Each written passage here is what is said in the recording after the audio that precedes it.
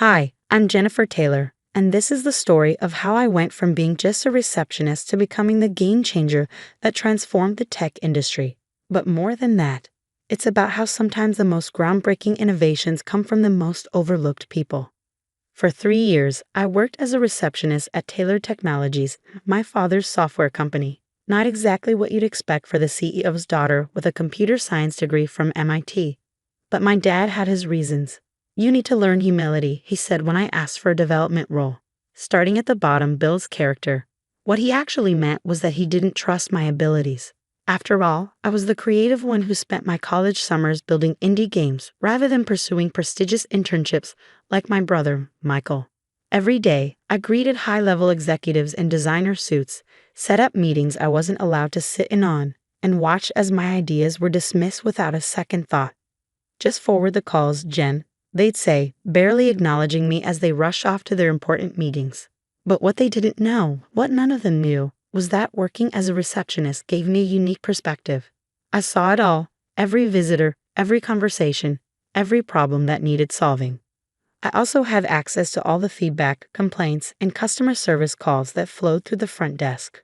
On quiet afternoons, while answering phones and organizing schedules, I worked on a side project, what Michael liked to call my hobby.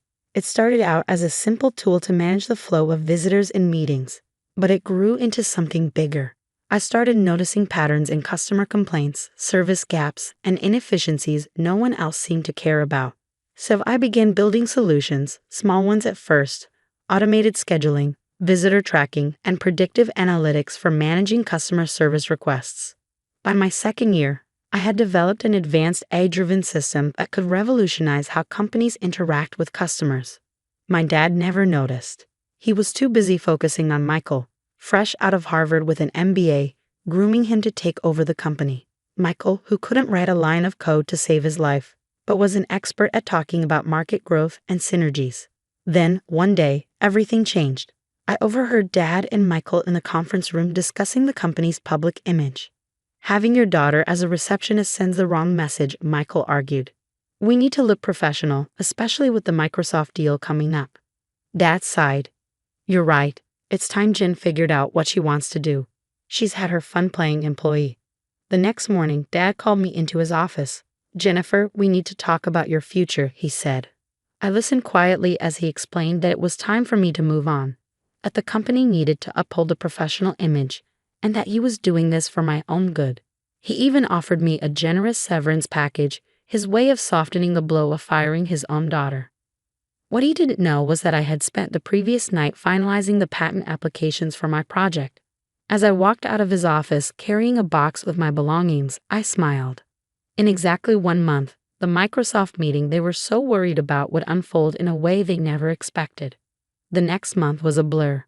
While Dad and Michael prepped for what they thought was a game-changing meeting, I was busy fine-tuning my AI system. My tiny apartment became my command center, with 3 monitors displaying the various aspects of my creation, which I had named Iris, Intelligent Response Integration System. The irony of naming my AI after the Greek goddess of communication wasn't lost on me. Then came the email that changed everything. "Dear Miss Taylor, I've reviewed your proposal and prototype for IRS. Your integration of AI into customer service is exactly what we've been looking for. Would you be available to meet next Thursday at 2 p.m.? Best regards, Sarah Chin, VP of Innovation, Microsoft." I smiled, remembering how I'd submitted my project to Microsoft's innovation portal the day after Dad fired me.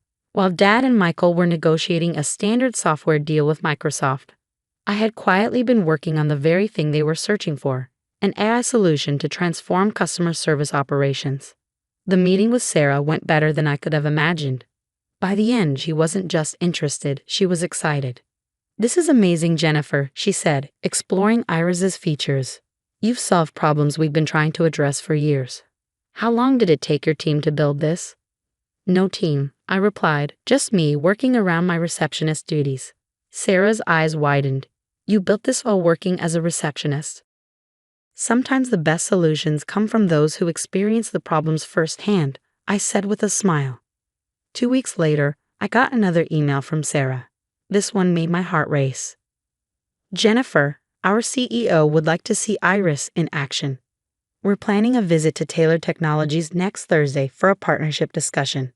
Would you be willing to do a demo that same day? The timing seems perfect. Best regards, Sarah.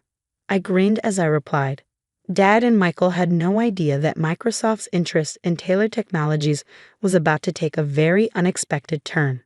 The day of the meeting arrived. I dressed in a sharp charcoal suit, no more business casual receptionist attire. As I entered the lobby of Taylor Technologies, Lisa, my replacement, didn't recognize me at first. "I'm here for the Microsoft meeting," I said, enjoying her surprised expression. "Oh, Miss Taylor, I'm so sorry, I didn't." "It's fine," I interrupted, hearing familiar voices approaching from the conference room. Dad and Michael emerged, deep in conversation with Microsoft's CEO and Sarah. When Dad saw me, his face went from confusion to panic. "Jennifer, what are you doing here?"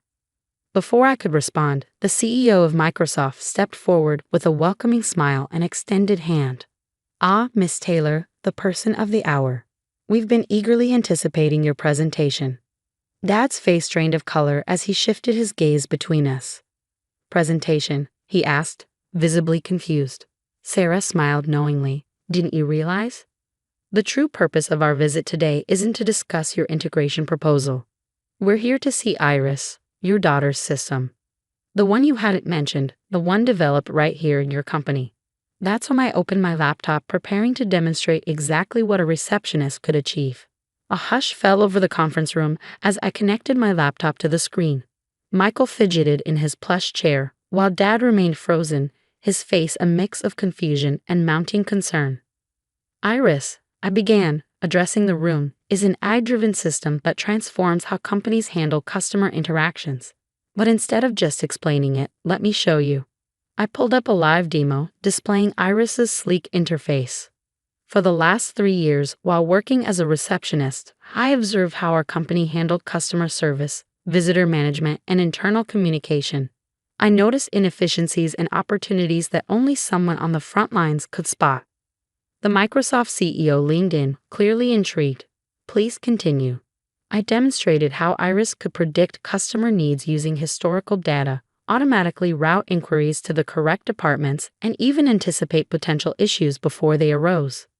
"Here's what Iris did with just 3 months of Taylor Technologies' customer service data," I said, bringing up a graph. It uncovered patterns that helped reduce response times by 70% and increased customer satisfaction by 85%. "Impossible," Michael interjected. "Our customer service metrics are proprietary. You couldn't have had access to that data as a receptionist." I smiled knowingly. Actually, every customer call, complaint, and compliment came through the front desk. I wasn't just accessing the data, I was the one collecting it. Sarah from Microsoft pulled out her tablet, showing the CEO something on it. "These numbers align with our own tests. We ran Iris through our simulation environments last week, and the performance was unparalleled." Dad finally spoke up. "You developed this while answering phones and taking lunch breaks?" I replied, "Between meetings, while waiting for couriers. Those moments you thought I was just goofing off on my computer." I paused for emphasis. It's incredible what you can accomplish when no one's watching. The Microsoft CEO stood up, impressed. "Miss Taylor, we've seen enough. We'd like to make you an offer." He slid a folder across the table. Inside was a contract that took my breath away. Microsoft wanted to acquire Iris for $120 million and hire me as their head of AI innovation. The room erupted into chaos. Michael was sputtering about family loyalty and obligations, while Dad stared in stunned silence at the contracts. But what happened next showed me that sometimes the hardest choices lead to the greatest successes. I closed my laptop and turned to my father. "Before anyone signs anything, I have a counteroffer." Dad looked up at me, his face a mix of pride, regret, and fear, emotions I hadn't seen from him before.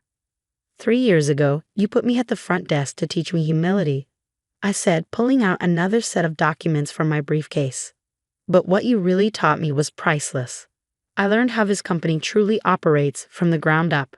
I placed the documents in front of him.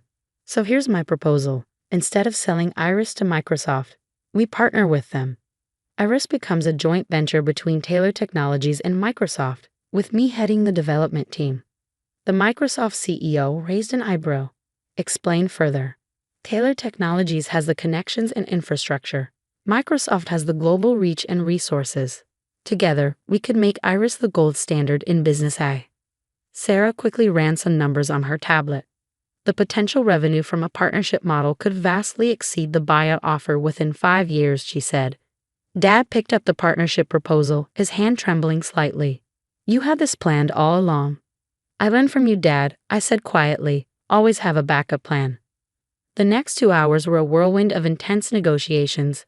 By the end, we reached an agreement. Iris would become a joint venture, with Taylor Technologies and Microsoft each holding 40%, and I would retain 20%, plus the role of Chief Innovation Officer. As the Microsoft team left to finalize the details, Dad asked me to stay behind. Michael had stormed out earlier, presumably to process the fact that his receptionist sister had just brokered the biggest deal in the company's history. Jen, Dad said, looking older and wiser than I had ever seen him, I owe you an apology. Actually, I interjected, you owe an apology to every receptionist, junior employee, and overlooked worker in this company. I can promise you, they all have valuable insights we've been ignoring. Over the next year, Taylor Technologies underwent a complete transformation. We introduced a company-wide innovation program, encouraging ideas from all employees, no matter their title. Iris evolved beyond our wildest dreams, setting the standard for AI-driven business solutions. Michael eventually came around, admitting that his Harvard MBA hadn't prepared him for the real innovation happening at the front lines. He now leads our corporate strategy but requires each new manager to spend a month working at the front desk, a program we've named the Jennifer Protocol. Just last week, I delivered the commencement speech at MIT. My topic, Innovation from the Ground Up. Why every position matters. As I looked out over the graduating class, I shared the lessons I had learned during my time as a receptionist. That real innovation doesn't care about your title, office, or position on the corporate ladder. It's about your ability to see problems and imagine solutions. Dad was there, sitting proudly in the front row. These days, he listens more to his employees and less to his assumptions about their potential. The company's success is proof of that. Our stock price has tripled and employee satisfaction is at an all-time high. As for me, I keep a photo of my old reception desk in my corner office. It's a reminder that sometimes the best view of a company isn't from the top down, but from the ground up. And the next groundbreaking idea might come from the person answering the phones, if only someone is willing to listen.